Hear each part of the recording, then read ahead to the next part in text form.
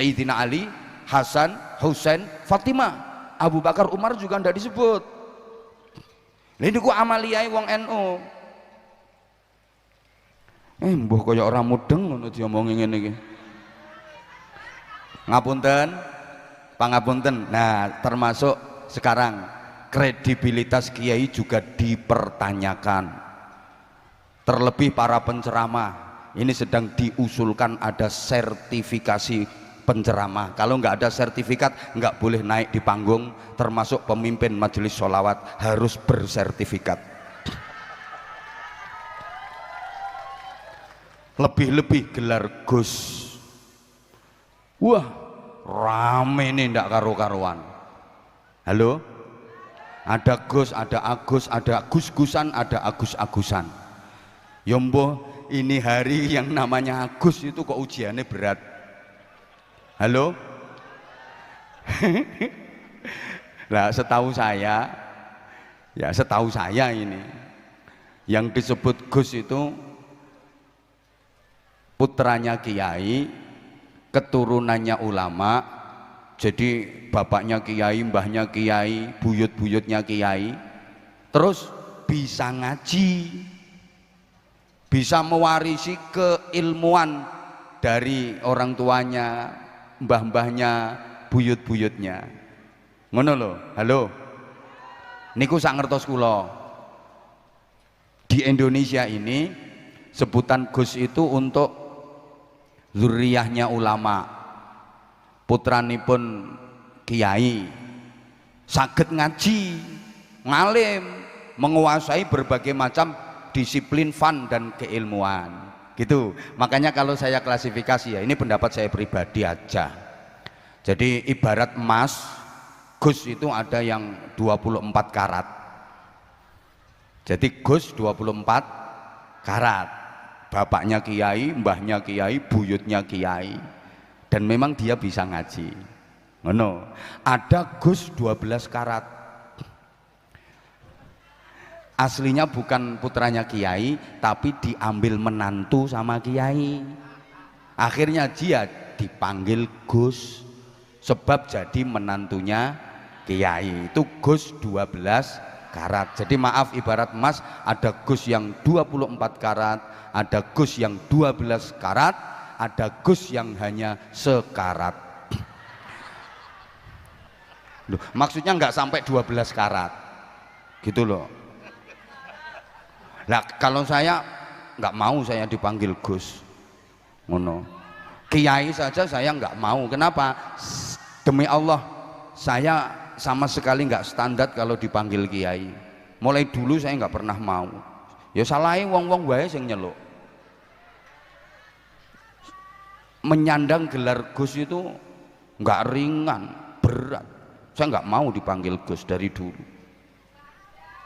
Dan saya nggak bermaksud mengatakan maaf banget ya, saya nggak mau dipanggil Gus itu engko ngene iki ya terus diarani sing pamer, sing sombong, sing piye. Ndak. Ini omongan dari hati insyaallah. Kalau saya mengatakan bapak saya bukan kiai, berarti saya merendahkan bapak saya. Bapak saya yo kiai. Kiai ini wong kampung kono sing ngulangi ngaji wong kampung kono. Mbah saya yo ngulangi ngaji. Nah, kalau saya mengatakan bapak saya bukan kiai, berarti saya merendahkan bapak saya sendiri. Halo? Ya kiai desa, kiai kampung. Lho ngene iki wis ora bener lah aku ngarani bapakku kiai desa. Anak durhaka iki jenenge. Lho nggih. Lho jauh lebih alim bapak saya daripada saya. Mau bapak saya kitab Jurumiyah itu hafal, Imriti hafal. Aku gak belas. Loh, nyun pangapunten. Lah kalau saya dipanggil kiai malah nggak standar sama sekali. Jadi sekarang gini loh, apa sih gelar, apa sih titel? Yang dinilai Allah itu bukan gelar kita, bukan titel kita, bukan status sosial kita, bukan panggilan dan sebutan yang nempel pada diri kita. Bukan itu yang dinilai Allah, tapi kualitas kita, prestasi kita. Betul? Betul? Ya wis ngono wae, wis ora usah dawa-dawa, engko tambah blakrak tekan ngendi-ngendi. Ini saya hanya bermaksud menjelaskan kepada masyarakat bahwa kalau mengikuti konten apapun di medsos harus betul-betul cermat, harus selektif dan ekstra hati-hati. Kalau nggak tahu duduk permasalahan yang sebenarnya, mohon ndak usah ikut-ikutan komen. Arif dan bijaksanalah dalam bermedsos, nambah-nambahi dosa mangke. Mending kita melihat kebaikan orang lain untuk kita ambil hikmahnya, daripada kita melihat membesar-besarkan dan menyebar kejelekan orang lain. Dalam pandangan Allah belum tentu orang yang kita pandang jelek itu memang jelek dalam pandangan Allah. Mohon maaf, aku kok kangelan ngomong toh. Bisa jadi dalam penilaian Allah kita jauh lebih jelek daripada orang yang kita anggap jelek, apalagi suka menyebar kejelekan dan aib orang lain. Hidup ini butuh dua cermin. Cermin pertama untuk melihat kejelekan kita sendiri, cermin kedua untuk melihat kebaikan orang lain. Tuba liman syaghalahu aibuhu an uyubin nas. Sungguh-sungguh sangat-sangat beruntung orang yang sibuk mencari kejelekan diri sendiri untuk diperbaiki, sehingga dia nggak sempat mencari-cari kejelekan orang lain. Orang yang beruntung, kata Rasulullah, orang yang sibuk mencari kejelekan diri sendiri untuk diperbaiki, sehingga dia nggak sempat mencari-cari kejelekan orang lain. Mudah-mudahan seluruh jamaah yang hadir, khususnya Zahir Mania dimanapun berada, selalu dibimbing oleh Allah untuk meneliti kejelekan-kejelekan diri sendiri dan punya kemauan keras, kemauan kuat untuk memperbaiki. Ndak usah ngelihat kejelekan orang lain, mari kita lihat kebaikannya. Ngoten nggih? Allahumma sholli ala Muhammad. Dah berikutnya ini kita sholawatan ngaji yang melaksanakan pabrik gula. Sampai dari tadi belum saya sebut sama sekali general manajernya, direkturnya, para direksinya, para manajemennya, kemudian ketua yayasannya, atau apa jabatan yang ada di perusahaan ini. Mohon maaf dari tadi belum saya sebut, emang sengaja ini baru muqaddimah karena ceramah saya nanti sampai subuh. Lu muqaddimahnya saja yang dihormati baru sekarang dimulai kok. Semuanya yang kita hormati, kemudian pejabat pemerintah dalam semua tingkatannya, dalam semua jajarannya, ada Pak Camat, Pak Kapolsek, Pak Dan Ramil, tokoh-tokoh masyarakat dan seluruh tamu undangan yang kita hormati, para jamaah semuanya yang saya cintai. Ini di pabrik gula, kita ambil ilmu dari pabrik gula ini. Pertama, menunjukkan kejujuran, kedua menunjukkan keikhlasan. Saya katakan ilmu kejujuran karena di pabrik gula begitu kita masuk ternyata isinya gula semua.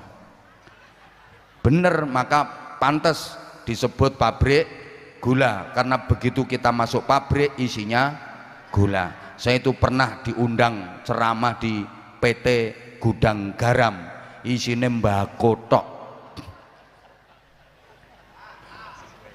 Nggak sesuai, wong namanya gudang garam, begitu kita masuk isine mbako. Sama, saya juga sering diundang PT Sukun, tak pikir mlebu ki isine ya buah sukun, ternyata isine ya mbako, isine rokok. Wes to rasa nyebut merek liyane. Halo, halo. Termasuk yang sering saya sponsori sampai hari ini sarung cap mangga. Begitu sarungnya dibuka ternyata isinya mangga. Ini kan pembohongan ini. Ya Allah ya. Sapa ngomong lato-lato? Kok njaluk diviralke. Kok iso? Apapun nikmat yang kita dapat dari Allah, mari kita syukuri dengan syukur yang benar. Termasuk malam ini bentuk syukuran yang benar dari pabrik gula Trangkil dengan mengadakan zikir, doa, sholawat, ngaji. Mudah-mudahan ke depan pabrik gula Trangkil ini makin maslahah, manfaah dan barokah untuk umat. Kenapa nikmat harus disyukuri? Jamaah sekalian, nikmat yang diberikan Allah kepada kita itu bukan hanya bentuk rahmat kasih sayang Allah saja, tapi juga merupakan ujian bagi kita. Kita dikasih nikmat itu sesungguhnya kita diuji. Makanya Nabiullah Sulaiman alaihi salam ketika mendapatkan kenikmatan, kebahagiaan, keberhasilan, kesuksesan, kejayaan, beliau menyatakan hadza min fadli rabbi liyabluwani aashkuru am akfur. Nikmat-nikmat yang aku dapat ini adalah karunia dari Tuhanku Allah Subhanahu wa taala yang diberikan kepadaku sebagai ujian untuk menguji diriku, apakah dengan nikmat-nikmat ini aku menjadi orang yang syukur atau malah kufur. Karena nikmat yang kita dapat disyukuri atau dikufuri sama-sama berdampak. Apa dampaknya kalau disyukuri? La in syakartum la azidannakum. Nikmat kalau disyukuri oleh Allah akan ditambah dan terus ditambah. Makin nikmat makin membahagiakan, namanya jadi barokah. Wala in kafartum inna adzabi lasyadid. Nikmat apapun kalau dikufuri, maka nikmat itu akan berubah menjadi siksa yang menyakitkan. Makin sakit, makin sengsara, makin menderita, namanya jadi musibah. Para jamaah, jadi nikmat yang kita dapat itu bisa jadi makin nikmat, makin membahagiakan, namanya barokah. Tapi nikmat yang kita dapat itu juga bisa jadi siksa yang menyakitkan, berubah menjadi siksa yang menyakitkan, namanya musibah. Tergantung bagaimana kita menyikapi, disyukuri apa dikufuri. Kalau disyukuri jadi barokah, tapi kalau dikufuri jadi musibah. Allahumma sholli ala Muhammad. Panjenengan pengen musibah nopo barokah? Kuncinya kudu pinter syukur. Lah sekarang sejauh ini hidup panjenengan termasuk saya kira-kira lebih banyak syukur apa kufur? Kufur apa syukur? Syukur apa kufur? Coba dibuktikan. Wong Trangkil uripe panjenengan kathah pundi? Leh nrimo karo leh ngersula. Sering pundi syukur nikmat karo sambat? Duite sampeyan ki menurut sampeyan wis cukup napa tesih kurang? Kurang piro? Lah itu namanya syukur apa kufur? Jangan salahkan siapa-siapa kalau hidup kita enggak nikmat. Jangan salahkan siapa-siapa kalau hidup kita enggak barokah, enggak bahagia. Jelas itu salah kita sendiri yang kurang pandai bersyukur. Sekali lagi, diberi nikmat itu sesungguhnya diuji sama Allah. Mau nikmat itu berupa harta benda, kekayaan, duit, kedudukan, pangkat, jabatan, keluarga, anak, semua itu ujian. Sampeyan didadekke wong sugih iku diuji karo Gusti Allah. Jajal wong iki tak dadekke sugih. Piye polahe? Tambah apik apa dadi rusak? Jajal wong iki tak paringi kedudukan. tak paringi jabatan dadi apik apa malah rusak? Semua. Jajal wong iki tak paringi tubuhnya gagah, wajahnya ganteng, suaranya bagus,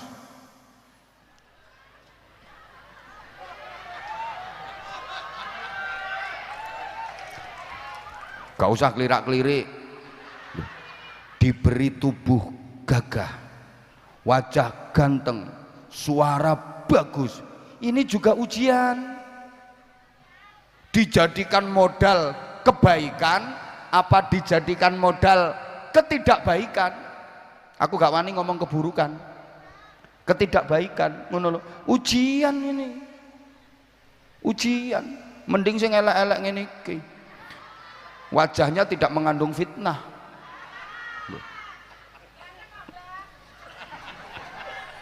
Kejam kamu dong.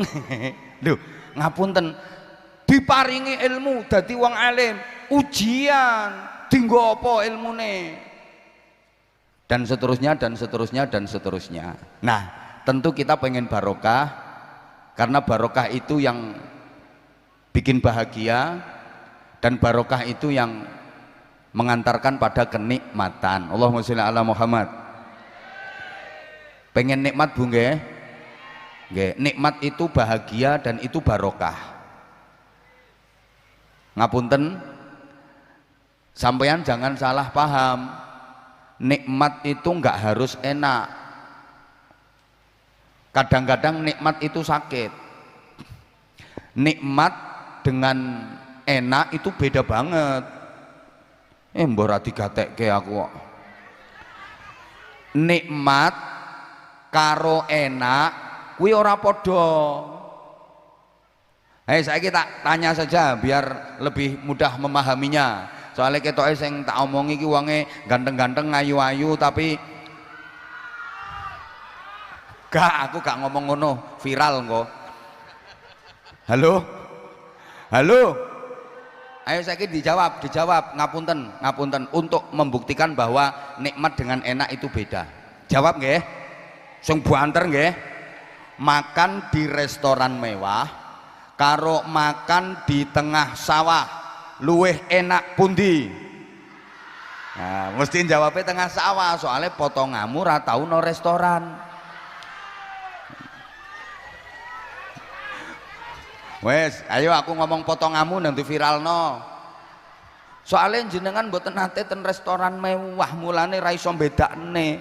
Loh, kalau bicara enak, jelas lebih enak makan di restoran mewah. Menunya lebih lengkap, bumbunya lebih spesial, lebih higienis, selera dan rasanya juga high, lebih lux. Yo kalau bicara enak, enak yang di restoran mewah. Tapi bicara nikmat, boleh jadi lebih nikmat makan di tengah sawah. Ngono lho. Mangan nang tengah sawah, awake lungkrah, kesel, capek, kotor, campur lemah. Wis to, ditunggoni bojo. Gek pikirane tenang, atine tenang, ora mikir utang. Nikmat walaupun ora ana lawoe. Hanya nasi karo sambel kecap tok lho plus sate. Yuk sekali-kali pas Idul Adha untuk dum-duman daging kurban.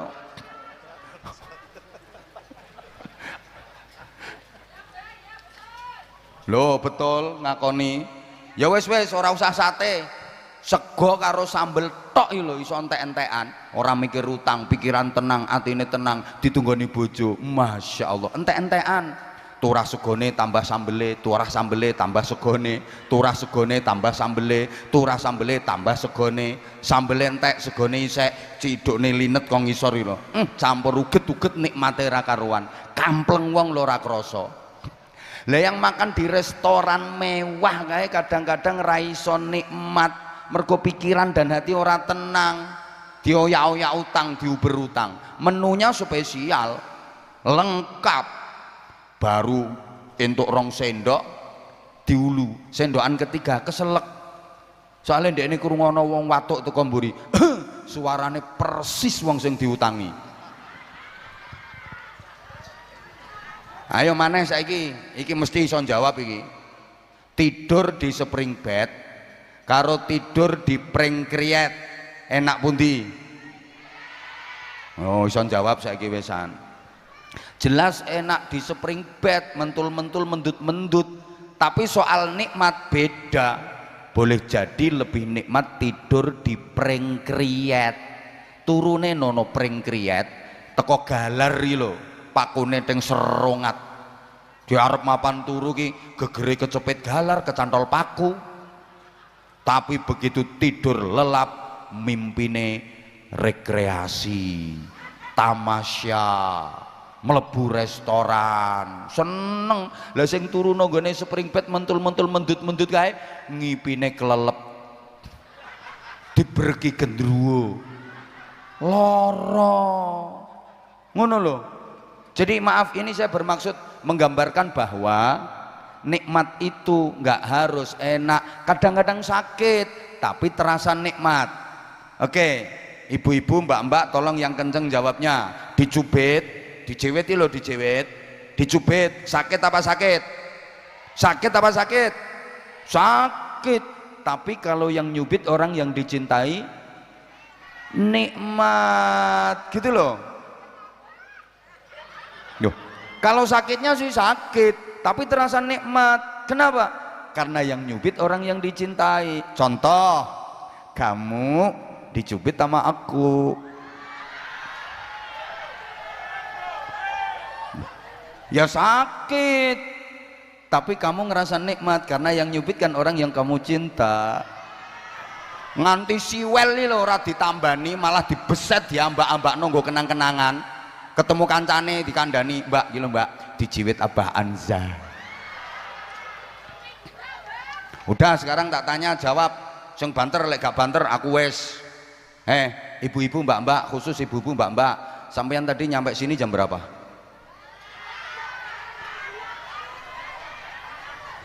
Jam piro? Jam 8 pagi. Ora waras we. Wong acarane bengi barisa kok 8 pagi wis tekan kene lho. Oh ngapling panggonan. Lha kuwi sing jenenge ra waras yo ngono kuwi. Oke, ada yang habis maghrib lo udah nyampe sini. Berarti ini udah 5 jam, 6 jam sampean di sini. Aku tanya, capek napa mboten? Ora percaya nek ora capek bohong. Ora capek kok lungguhmu sila, sembujung, metungkrung, mereng ngiwa, mereng nengen. Bohong kalau nggak capek, mesti capek. Tapi kamu merasa nikmat dan bahagia meskipun capek. Kenapa? Karena bisa jumpa sama idola. Loh, kan kita ini idola kamu. Capeknya jadi hilang gitu loh Bu. Ngapunten ya. Saya kalau ditanya sama orang-orang, Abah jadwal ngaji kayak gitu tiap hari Bu, hampir tiap hari saya. 1 bulan itu saya liburnya maksimal itu cuma 4 hari. Kayak kemarin ini saya seminggu enggak pulang. Baru subuh tadi nyampe rumah, sekarang udah nyampe sini. Besok Malang 2 hari. Coba ngapunten ngene iki sing ora seneng ya dianggap pamer. Rata-rata sehari jadwal saya 3. Kalau lagi estafet nyambung bisa sehari 4. Jawa Timur, Jawa Tengah, Jawa Barat, Banten, DKI, Sumatera, Kalimantan, Sulawesi, Papua, dan beberapa negara luar negeri. Tanggal 22 besok kami ya Abah Anza dan Habib Ali Zainal Abidin ke Taiwan. Coba, loh, saya kalau ditanya Abah capek enggak? Capek. Bohong kalau saya ngomong enggak capek. Kesel napa mboten? Kesel, pol kesele. Tapi walaupun kesel, aku krasa nikmat, aku seneng. Soalnya aku oleh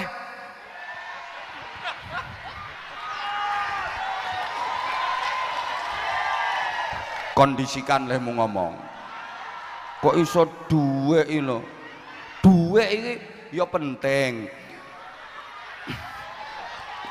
Cuma sik bro. Sama aja ngono. Aku oleh barokah. kula angsal dulur kata, kula angsal insyaallah oleh barokah. Dadi kesele ilang, ketutupan seneng, ketutupan nikmat. Ngono lho. Podo samping saya juga kalau bilang nggak capek bohong, kalau bilang nggak capek kesel. Besok pagi ada jadwal, besok malam ada jadwal, terus malamnya lagi ada jadwal keliling pencolotan Kalimantan, Sumatera, Jawa, Malaysia. Ini nanti akhir bulan ini gue nih Malaysia, ngerti aku Zahir mania kok. Taiwan, Malaysia, aku Taiwan, Hong Kong. Loh, ngene iki sing ora seneng, Az-Zahir sepi jamaahnya. Lah sing di video pinggir-pinggir kono, pinggir alas kono. Terus selawatan iki mbek taboane kuwi, tapi sing disoteng, ayo bakul-bakul tok kae sing disoteng. Jamaah sing kene iki ora diketokno. Habib Bidin gak payu. Jamaahe sepi. Ono nggone medsos sing ngono modele nek goreng. Kuwi ora mung trimo digoreng, diliwet, dibubur sampai lembut. Iki saiki TO iki target operasi iki. Piye carane supaya ora payu? Dadi Indonesia engko sepi sholawatan. Ngono. Lek wis sepi sholawatan, sepi pengajian, fantadhiris saah. Tunggu saat kehancurannya. Wis ngono ae. Halo? Halo? Ya Allah. Loh, ngene iki ada upaya untuk memisahkan kami. Abah Hamzah, ora usah melu-melu bebidin. Ngapain melu-melu bebidin? Ini ada upaya untuk kami agar bercerai. Padahal aku mencintai dia, lahir batin, dunia akhirat. Tapi kami mau dipisahkan. Ya enggak lah. Kamu mau pisah sama aku? Ya enggak dong. Ya Allah ya Karim, subhanallah. Ya Allah, wong mukmin iki sedulur, gitu. Wis ora usah katik bicara strata sosial, ora usah bicara apa.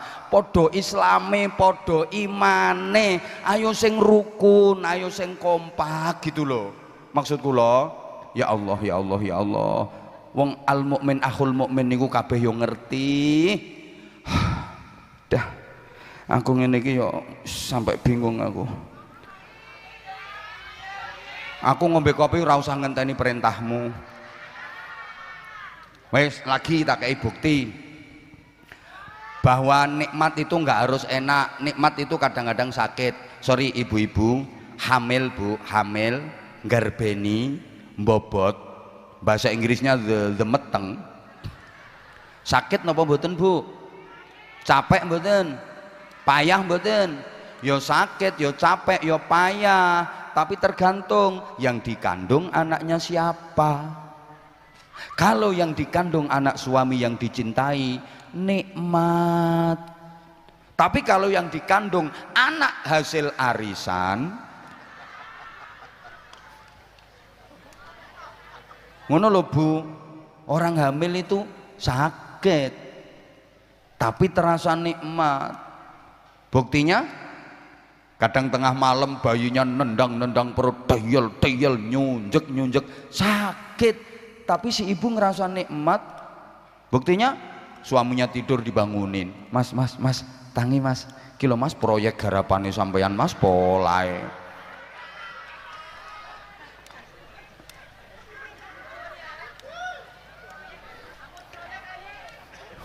Emboh sakit tapi terasa nikmat. Makanya kadang-kadang kita di dunia ini sama Allah diuji sakit, tapi sesungguhnya kita dikasih kenikmatan. Sampeyan jangan mudah tertipu dengan tampilan luarnya. Ono wong kae ditampilkan sugih, padahal kae arep dicilakane karo Gusti Allah. Dia akan disengsarakan sama Allah. Ada orang yang tampilannya melarat, koyo sing ndoprok-ndoprok kemulan plastik resek kuwi. Padahal sesungguhnya akan dimuliakan dan dibahagiakan sama Allah.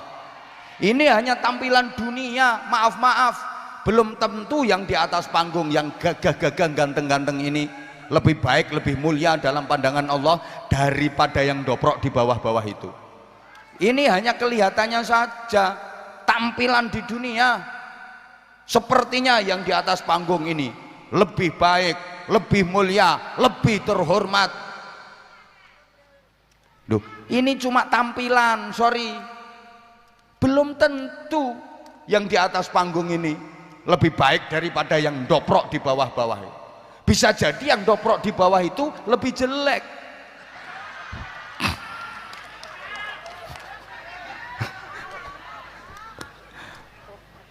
Ya Allah, ya Allah. Allahumma sholli ala Muhammad. Mangke riyen sarunge sekedap meleh. Kedap meleh. Lah sakniki panjenengan kula jak ngrumangsani kathah nikmati Allah sing wis diparingno kula sampean.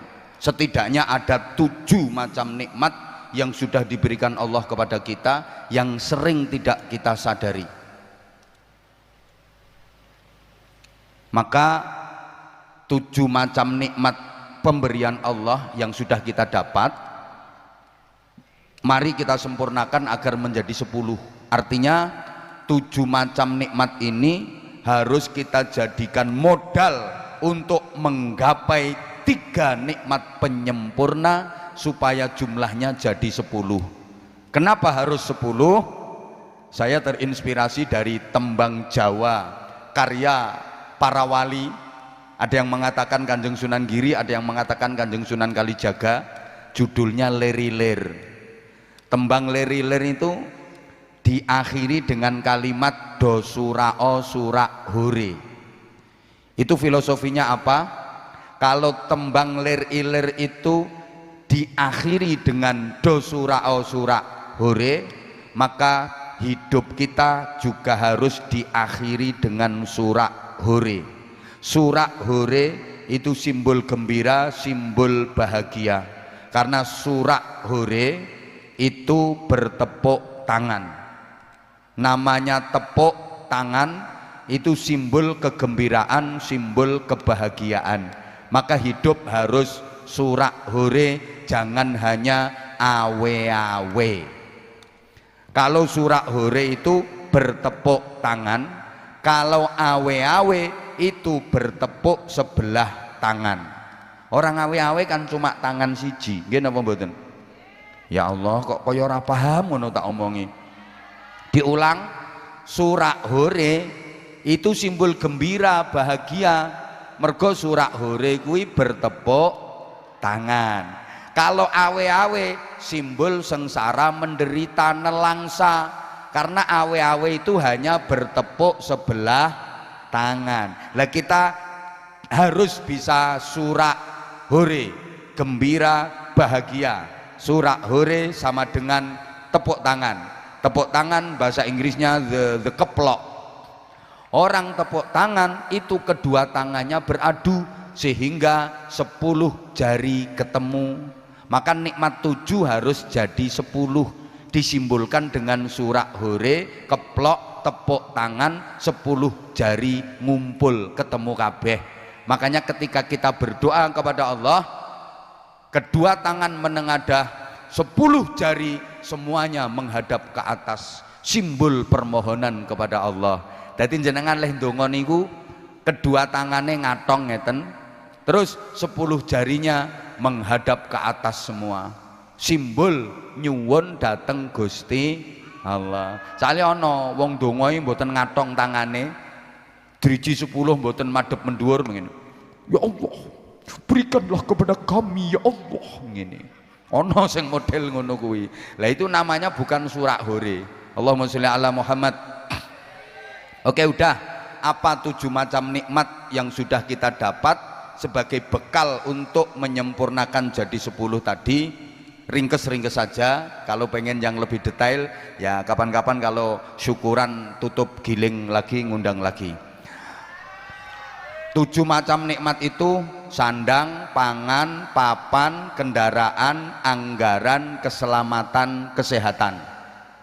Kalau nggak percaya 7, 1 sandang, 2 pangan, 3 papan, 4 kendaraan, 5 anggaran, 6 keselamatan, 7 kesehatan.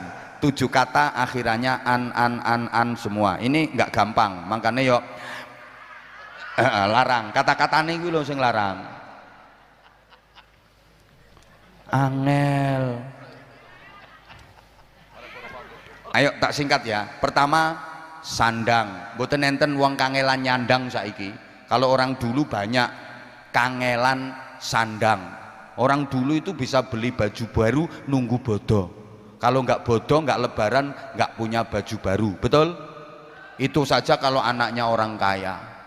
So tuku klambi anyar terus kaine trilin kaku weli ngono kae. Mbok bodo seminggu yo nganggo klambi kuwi nganti seminggu, kotor ki ora diumbah, meng diucek-ucek tanpa dipeme, kipatke teles-teles dienggo kanginan garing-garing dhewe. Lho sampean sik kelingan to mbiyen sekolah SD 6 tahun ditukokno sepatu ming sepisan kuwi tok. Iki diwet-wet yo le kanggo nganti tekan kelas 6. Padahal sikile sik endek sepatune dawa apik kaya Donald bebek.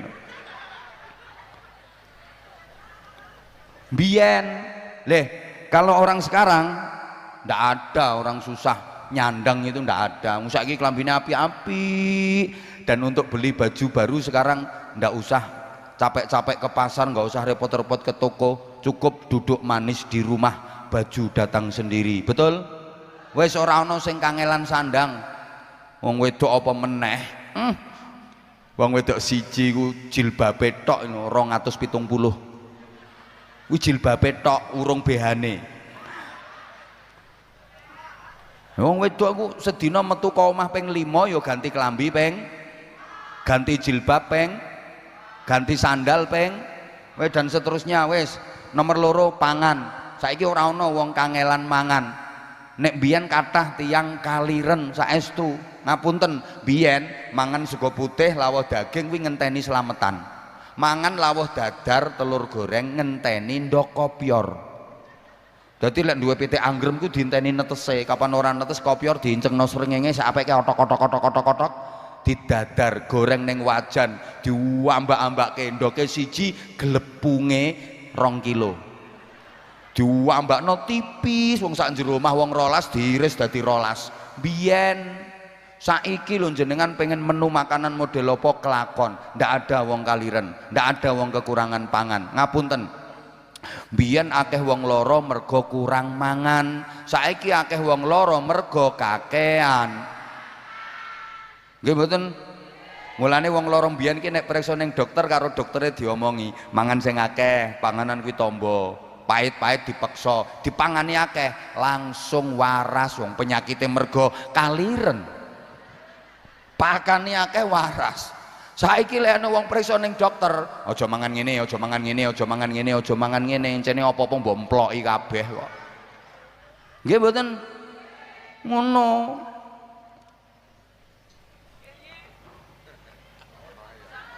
Wis iki masalah pangan ora enek saiki wong kekurangan pangan. Wong trangkil iki lho, saiki lek entuk bantuan raskin teko pemerintah ora doyan. Tapi ditampani berase dijolno beras sing apik. Enten mboten sing penggaweane ngoten niku? Enek lho kuwi wonge lemu kuwi. Mboten doyan raskin saiki wisan. Ndak ada orang kekurangan pangan. Ngapunten wis man. Fa bi ayyi ala'i rabbikuma tukadziban. Maka